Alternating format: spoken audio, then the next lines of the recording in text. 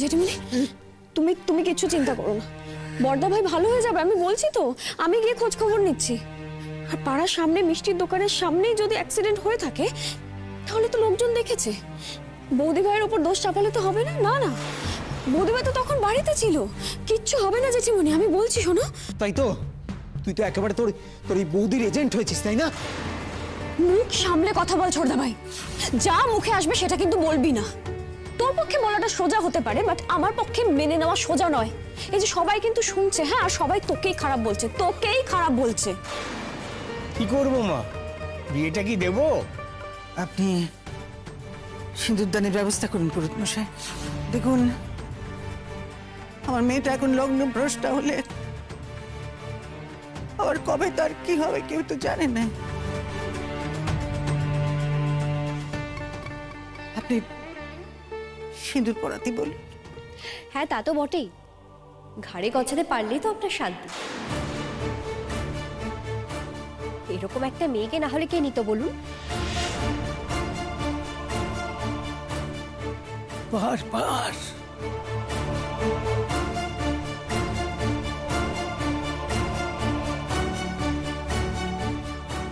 বারবার এরকম একটা মেয়ে, এরকম একটা মেয়ে, এরকম একটা মেয়ে বলবেন না, আর বলবেন না। আমার মেয়ে আমার কাছে সম্পদ। আপনার কাছে সে হেলাচ্ছেদার পাত্রী হতে পারে, আমার কাছে নয়। আর যে বিয়ে করছে তাকে, তার কাছেও নয়। আমি একটা কথা বুঝতে পারছি না, আপনি আমাদের যখন কোনো সমস্যা নেই আপনি মাঝখানে পড়ে কেন এত ব্যতিব্যস্ত হতে যাচ্ছেন বলুন তো? কেন এই সমস্ত কথাবার্তা বলছেন? ব্যাকআপ দিতে এসেছেন নাকি? এখন তো আমার অন্য সন্দেহ হচ্ছে। হ্যাঁ, এই কথাটা আমিও ভাবছিলাম বলবো বলবো, কিন্তু বলিনি। তুমি যে এত বেশি মাথা ঘামাচ্ছ না, লোকজন কিন্তু এবার তোমার সম্বন্ধে খারাপ কথা বলবে। লোকজন তো ধরেই নিয়েছে যে তোমার নিশ্চয়ই কোনো স্বার্থ আছে, না হলে এতদিন দেওরের বিয়েটা দাওনি বা কেন? আর এখন যখন দেখছো যে বিয়েটা হচ্ছে, তাই সেটা মেনে নিতে পারছো না তুমি। আপনি কিন্তু সাবধানে কথা বলুন। আপনি কাকে কি বলছেন সেটা কিন্তু ভুলে যাচ্ছে। সাবধানে তো তোমারও কথা বলা উচিত না? তুমি তো নিজেই ভুলে গেছো কোথায় কার সঙ্গে কিভাবে কথা বলছো। তা বারবার তো এটা আমরা হতে দিতে পারি না, তাই না? তুমি যদি বারবার আমাদের মেয়ের সম্বন্ধে এই ধরনের কথা বলো, তাহলে আমরাও এই কথাগুলো বলতে বাধ্য হব তোমার সম্বন্ধে। ঠিক আছে, তুমি থাকো তোমার বিয়ে নিয়ে। তুমি যখন আমাদের কথা শুনলে না, তখন আমরা এই বিয়েতে নেই। আর তোমার শ্বশুর বাড়ির লোক তো কুটুম্বিতা শুরু না হতে হতেই আমাদের এত বড় অপমান করলো। আমি এই বিয়েতে আর নেই, শুনছো? চলো। না না, যাবেন না। দেখুন, আমাদের এখন কারোরই মাথা ঠিক নেই, আপনি কিছু মনে করবেন না। তাছাড়া জামাইয়ের বাড়ির একমাত্র গার্জেন তো আপনি, আপনি গেলে তো হবে না। জেঠিমণি, উনি যদি থাকতে না চান তাহলে তুমি কি জোর করে কিছু করতে পারবে? কাজে যেতে চাইলে যেতে দাও। আমি হাত জোর করছি, আমি হাত জোর করছি আপনার কাছে, আপনি কিছু মনে করবেন না, আপনি থেকে যান। দেখুন, আমিও তো একটা মা, শুনছেন তো? আমার ছেলেটার কি হয়েছে আমি জানি না, আমার মাথার উপর এত বড় একটা বিপদ। আমি আমি বুঝতেই পারছি না আমি কি করব। এর মধ্যে যদি আপনারা একটু সহযোগিতা না করেন, আমাকে একটু যদি আমার পাশে না দাঁড়ান, আমি কি করে বাঁচি বলুন দেখি?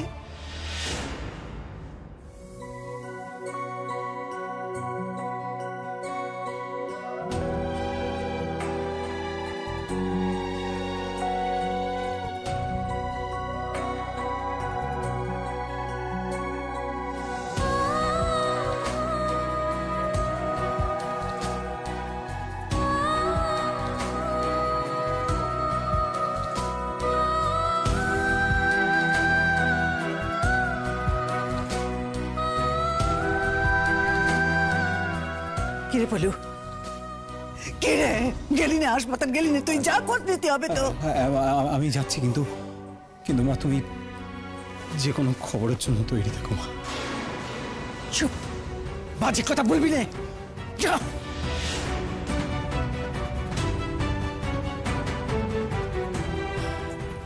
জেঠিমণি, তুমি তুমি একদম চিন্তা করবে না, আমিও যাচ্ছি। আমি ওখানে গিয়ে তোমাকে সব খবর দেব। হুম? খালি একটা কথা, তুমি বৌদি ভাইয়ের উপর রাগ করবে না, বৌদি ভাইকে ভুল বুঝবে না, কারণ আজ অব্দি বৌদি ভাই আমাদের পরিবারের জন্য খারাপ চাইনি। যা করেছে ভালোর জন্য করেছে, আজকেও যা করবে ভালোর জন্যই করবে। জানি মা, আমি আমি তুমি তাড়াতাড়ি যাও, দেরি করে নে, আমাকে খবর দিও। হ্যাঁ যেটা যাও। দুঃখ দুঃখ দুঃখ দুঃখ। দেখো, আজ এই দুর্যোগের দিনে তোমাকে তো আমি সব কথা খুলে বলতে পারবো না। যদি সব কথা তোমাকে খুলে বলতাম না, তুমি জানতে পারতে। আবার এক কথা, কি জানতে পারতাম বল আমাকে?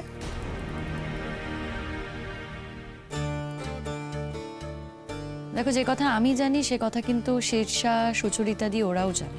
কারণ তুই ওদের বলেছিস, তাই ওরা জানে। শুধু বলেছি তা না, ওরা নিজের চোখেও কিন্তু দেখেছে। আচ্ছা, কি দেখেছো গো? কি দেখেছো তোমরা? ना ना दूर तुम्हें और कथा सुनो ना बिपाशा परे कथा হবে এই নিয়ে हाँ हाँ अब ये सब छोड़ो ना, ये सब टॉपिक এই সিচুয়েশনে ये सब लेके बात ना করাই बेहतर হবে। अब बस करो। না না না না না না না না, এই বাসকার দো ফাসকার দো আমি শুনবো না। অদ্ভুত, আমার হাজবেন্ডকে নিয়ে একটা কথা হবে এবং সেই কথাটার এইটুখানি আমি জানতে পারবো, বাকি পুরো কথাটা আমি জানতে পারবো না। অথচ এই প্রসঙ্গটা বারবার বারবার বারবার উঠতেই থাকবে। এটা তো কেন হচ্ছে আমাকে বুঝতে হবে, আমি তো বুঝতে পারছি না। আর শোন, অপারেশন হচ্ছে ওটিতে, ওটিতে তো আমরা যেতে পারবো না, আমরা ডাক্তারও নই, নার্স নই। যদি কোনো খবরাখবর আসে সেগুলো ওটি থেকেই এসে আমাদেরকে ডাক্তার বা নার্স এসে দিয়ে যাবে, ততক্ষণ আমাদের এখানে বসে ওয়েটই করতে হবে। হ্যাঁ জানি, পরাগ ভীষণ ক্রিটিক্যাল অবস্থায় রয়েছে, পরাগের সম্পর্কে আমরা প্রত্যেকে কনসার্ন। পরাগ যাতে তাড়াতাড়ি ভালো হয়ে যায় সেটার জন্যই আমরা সকলে প্রে করছি, কিন্তু এই একইভাবে আমার তো চন্দন হাজবেন্ড, আমি তো ওর সম্পর্কে কনসার্ন। তোমাদের যদি কারো কিছু মনে হয় সেটা খোলা মনে আমাকে শেয়ার করতে পারো, সেটা আমি শুনে নেব। হ্যাঁ, খারাপ ভালো যা খুশি মনে হতে পারে, আমার সত্যি কথা বলতে গিয়ে কিছু যায় আসে না, কারণ আমি আমার হাজবেন্ডকে তোমাদের সকলের থেকে বেটার চিনি। আমি যদি বলি তুমি চিনতেই পারোনি বিপাশা দি। ফের এক কথা এক কথা এক কথা বলে যাচ্ছিস তো শিমুল। বিপাশা দি, তুমি যে চন্দনদাকে চেনো আর আমরা যে চন্দনদাকে চিনি, দুজন না একেবারে আলাদা মানুষ। হ্যাঁ, একই শরীরে আলাদা মানুষ। শোনো, আমি একটা কথা বলবো, যা বলার আমাকে খোলাখুলি বল, এত নাটক এতক্ষণ ধরে আমার ভালো লাগছে না।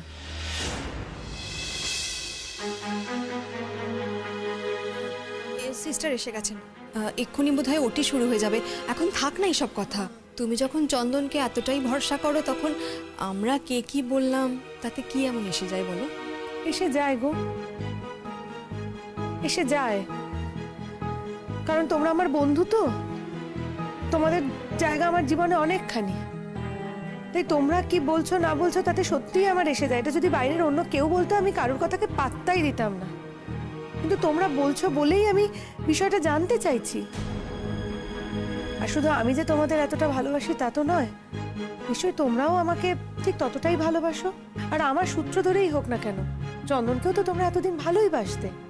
হঠাৎ কি এমন হলো, কি এমন একটা ভুল ধারণা তৈরি হলো তোমাদের মনে, যার বশে তোমরা চন্দনকেও ভুল বুঝছো, ওর দিক থেকে মুখ ফিরিয়ে নিচ্ছ? না না না না, এটা আমি ওর স্ত্রী হয়ে সবটা জেনে শুনে তো অ্যালাউ করতে পারবো না। আমাকে জানতে হবে যে তোমাদের মধ্যে কি এমন ভুল ধারণাটা হলো, সেটা আমাকে জানতে হবে।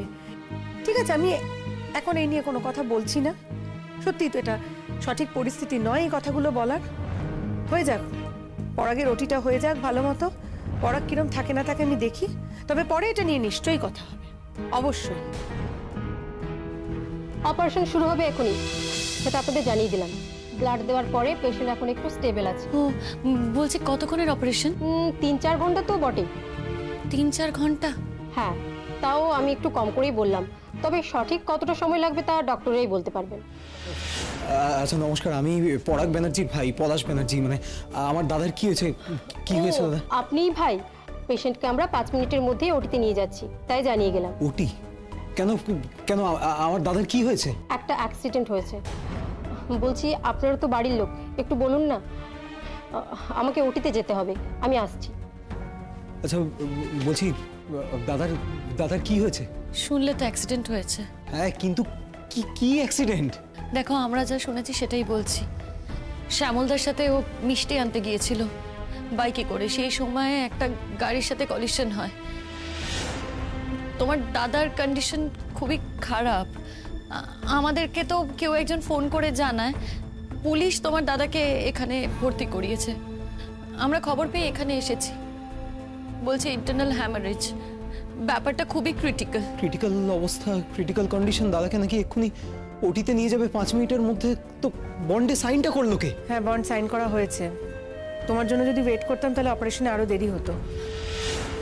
বৌদি ভাই, বৌদি ভাই, বর্দা ভাই কেমন আছে গো? বলো না কেমন আছে বর্দা ভাই? ওটিতে জাস্ট নিয়ে যাবে তুতুল। দাঁড়াও, আগে আমার কথার উত্তর দাও। আমার দাদার ক্রিটিক্যাল কন্ডিশন, ওকে ওটিতে নিয়ে যাওয়া হবে কিছুক্ষণের মধ্যে, কিন্তু তার জন্য যে বন্ডে সাইনটা লাগবে সেই সাইনটা কে করলো? আমাদের না জানিয়ে সাইনটা কে করলো? আমি দিয়েছি। কোন এখতিয়ারে, কোন লোকাল স্ট্যান্ডিতে তুমি ওই বন্ড দিলে? হ্যাঁ বলো আমায়, কোন এখতিয়ার আছে তোমার? তুমি তো আমাদের বাড়ির কেউ হও না এখন। শিমুল এক্স ওয়াইফ তো হয়। এক্স ওয়াইফের বুঝি বন্ডে সাইন করার অধিকার আছে? পলাশ, এত অধিকার নিয়ে ভাবার সময় ছিল না আমাদের। ইট ওয়াজ অ্যান এমার্জেন্সি। দেখো পলাশ, তখন খুব দেরি হয়ে যাচ্ছিল আর অপেক্ষা করা সম্ভব ছিল না। তোমার দাদার ভালোর জন্যই ওই সইটা দিয়েছে। और पलाश तुम अब तक कहाँ थे? पूरा दिन कहाँ थे तुम? इतना बार फोन करा হয়েছে, जरूरत के टाइम तो তোমাকে পাওয়া যায় না। এই শোনো, আমি কোথায় ছিলাম সেই কৈফিয়ত আমি তোমাকে দেব না। তবে এই অপারেশন হবে না যতক্ষণ না এই বন্ডের সাইনটা চেঞ্জ হচ্ছে। ছোড়দা ভাই, এখানে কোনো অশান্তি করবি না কিন্তু। বর্দা ভাই তাড়াতাড়ি অপারেশনের যদি দরকার হয়ে থাকে তাহলে সেটা করতে দিতে হবে, বুঝতে পারছিস তুই? তুই চুপ কর। আর তুমি কি জানো, তুমি এই যে বেআইনি ভাবে আমাদের কাউকে কিছু না জানিয়ে বন্ডে সাইনটা করেছো, এর জন্য তোমার এগেইনস্টে আমি লিগ্যাল স্টেপ নিতে পারি। জানি জানি তুমি কি কি করতে পারো, আমার সবই জানা আছে পলাশ। শুধু এই অপারেশনটা হতে দাও। না, হবে না। আমি হসপিটাল ম্যানেজমেন্টকে কমপ্লেন করব। ওদের সাহস কি করে হলো? হ্যাঁ, আমার দাদার সঙ্গে যার কোনো সম্পর্ক নেই তাকে দিয়ে আমার দাদার জন্য বন্ডে সাইন করিয়েছে। আমি কিন্তু এর জন্য কোর্ট অবধি দৌড়বো। বেশ, তাই যাক, কিন্তু অপারেশনটা যখন শুরু হয়েছে সেই অপারেশনটায় বাধা দিও না পলাশ। ইম্পসিবল। যতক্ষণ না আমার পয়েন্ট ক্লিয়ার হচ্ছে ততক্ষণ এই অপারেশন হবে না। পলাশ প্লিজ ট্রাই টু আন্ডারস্ট্যান্ড। আমি হাত জোড় করে তোমাকে বলছি, অপারেশনটা হতে দাও। না হলে না তোমার দাদা বাঁচবে না, ওর কন্ডিশন ক্রিটিক্যাল। তোমার আমার উপর রাগ, তো আমার উপর রাগের জন্য তোমার দাদার সাথে এটা করো না পলাশ। প্লিজ অপারেশনটা হতে দাও, এরকম করো না। আমার কথা শোনো, অপারেশনটা হতে দাও। না, হবে না। তোমার বন্ডেড সাইনের এগেইনস্টে আমার দাদা কিছুতেই অপারেশন টেবিলে যাবে না। আমি বলছি যাবে না। পলাশ, পলাশ আমার কথা শোনো। এদিকে আয়। ছাড়ো। আপনাদের ম্যানেজমেন্টের লোক কোথায়? ডাকুন ম্যানেজমেন্টের লোককে, ডাকুন। কি হলো? ডাকুন, আমি দাঁড়িয়ে আছি। কি হয়েছে মানে? এখানে একটা ক্রাইম হয়েছে, বুঝতে পারছেন না? এই মহিলা আমার দাদার এক্স ওয়াইফ, যার সঙ্গে আমার দাদার কোনো সম্পর্ক নেই। আপনারা ওনাকে দিয়ে সাইনটা করিয়েছেন। উনি কিন্তু জেল পর্যন্ত খেটেছেন আমার দাদাকে মারার অভিযোগে।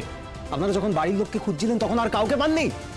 কিন্তু উনি তো বলেননি যে উনি এক্স ওয়াইফ। শুনুন স্যার, আপনারা নিশ্চয়ই এটুকু বুঝতে পারছেন যে তখন ওই মুহূর্তে কেউ প্রেজেন্ট ছিল না, বাড়ির লোক ছিল না বলেই শিমুল সইটা করতে বাধ্য হয়েছে। আর এটাও তো আপনাদের ইনফর্ম করেছি আমরা। জিজ্ঞেস করুন যে ওর বোনের বিয়ে রয়েছে বাড়িতে, যে কারণে সবাই ওদিকে ব্যস্ত, আর সেভাবে ওদের কেউ নেই যে দুদিকটা ব্যালেন্স করতে পারবে। আর এই যে ভদ্রলোক এখানে এসে এখন লম্বা চওড়া ডায়লগ দিচ্ছেন, ওনাকে তো অনেকবার খোঁজ করা হয়েছিল, তখন কেন পাওয়া যায়নি? কোথায় ছিলেন উনি? এখানে এসে হঠাৎ করে এতক্ষণ পরে উদয় হয়েছেন, দাদার জন্য দরদ একেবারে উতলে পড়েছে, তাই দাদার অপারেশনটা আটকে দিতে চাইছেন। অদ্ভুত। আর আরো একটা কথা বলি, শিমুলের যদি কোনো অধিকার নাই থাকবে তাহলে ওরই মা ওরই বোনের বিয়েতে শিমুলকে ডেকে পাঠিয়েছেন কেন? শিমুল তো আমাদের সঙ্গে ছিল, আমরা সাক্ষী। ও শুধুমাত্র বিয়ে বাড়িতে গেছে তাই নয়, ওর বোনকে নিজের হাতে করে সাজিয়ে তারপর এখানে এসছে। উত্তর দাও। আমি না অত শত বুঝি না।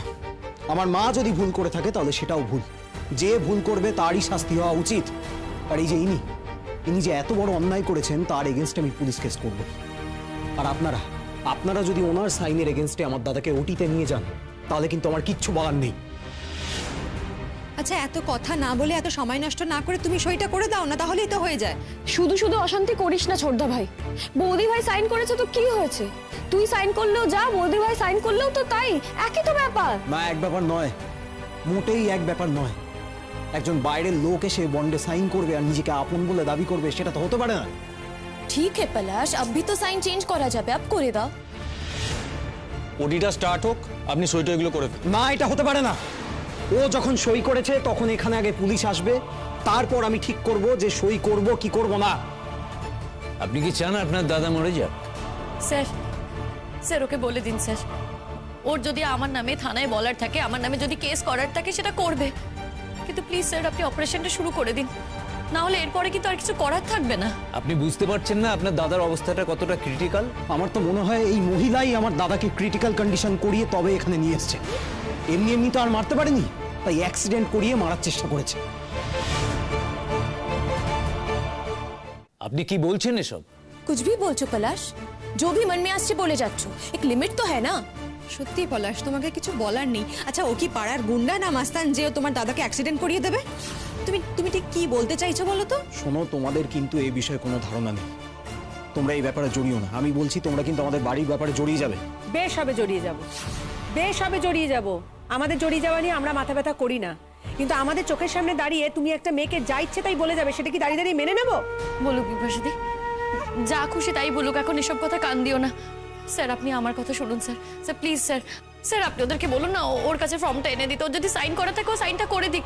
এখন অপারেশন হওয়াটা খুব দরকার স্যার, যদি প্রয়োজন হয় ও যদি সই করতে না চায় তাহলে আমার সইয়ের ভিত্তিতেই অপারেশনটা করুন। আর যদি আমার দাদা আর ভালো মন্দ কিছু একটা হয়ে যায় তখন কি হবে?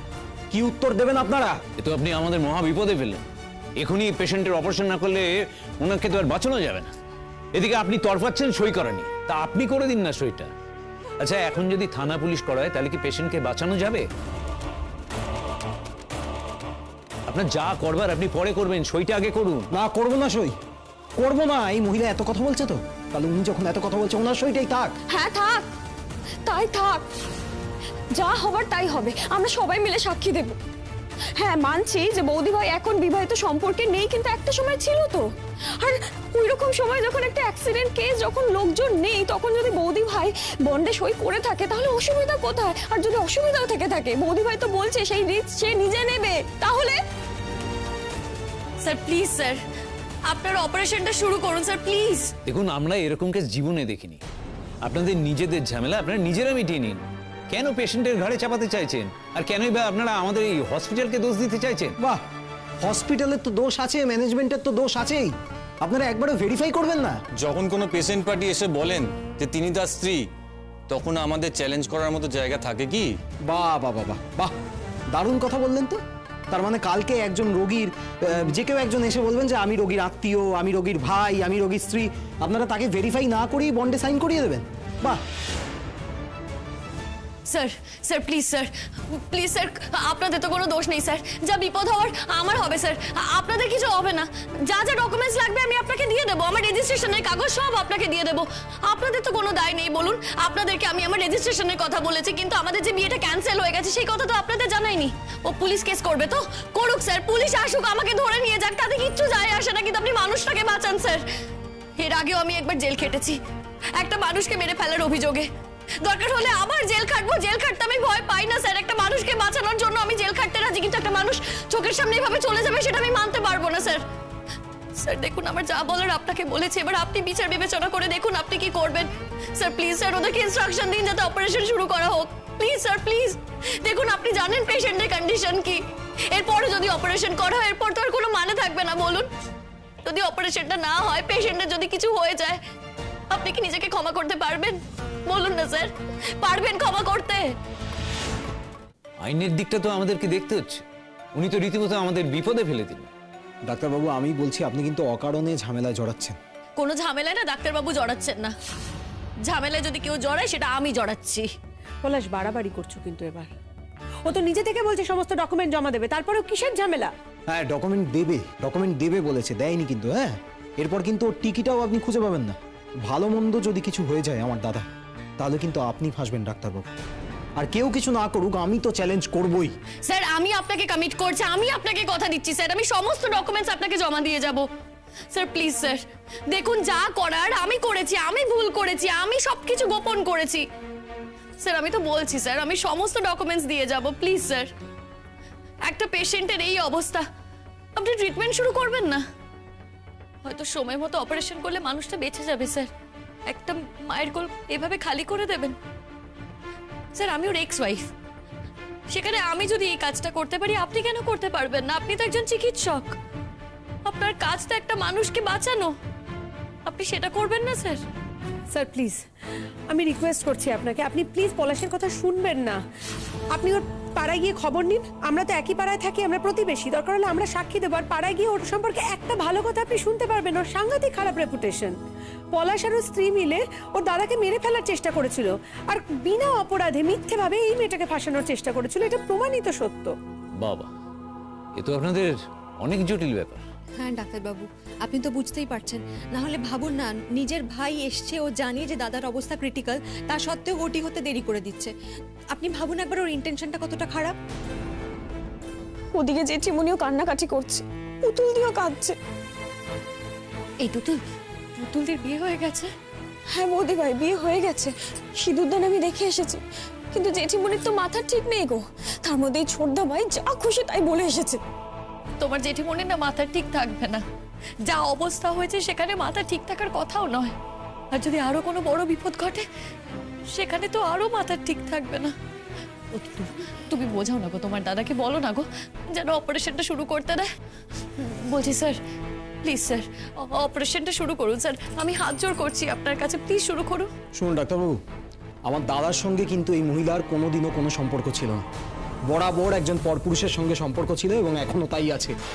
এখন এখানে এসে এমন করছে যেন আমার দাদার শোকে যেন ও মরেই যাচ্ছে।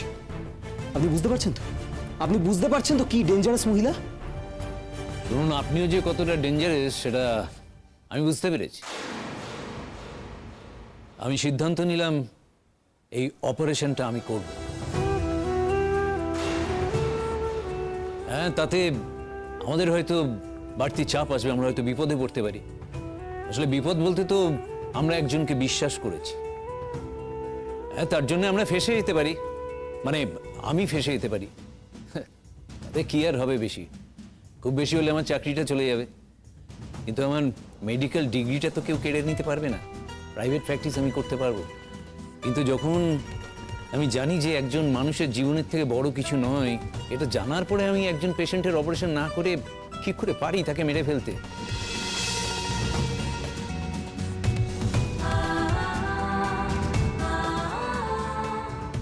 আপনি নিশ্চিন্ত থাকুন, আমি এখনই ইনস্ট্রাকশন দিচ্ছি অপারেশন থিয়েটার রেডি করার জন্য। অনেক ধন্যবাদ আপনাকে স্যার, অনেক ধন্যবাদ। আপনার মুখে ফুল চন্দন পড়ুক, ফুল চন্দন পড়ুক।